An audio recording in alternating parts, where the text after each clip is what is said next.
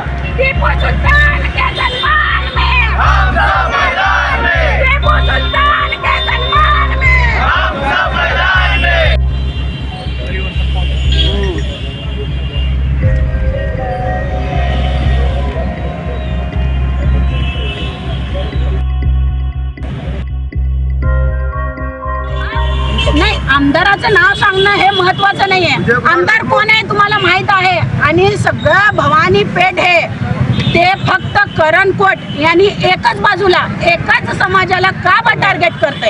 ह्याच्या आधी असं का बरं होत नव्हतं। अनेक पीआय होऊन गेले ना तिथं, आणि अशा अनेक पीआय जे समाजामध्ये एकोपा निर्माण करतात।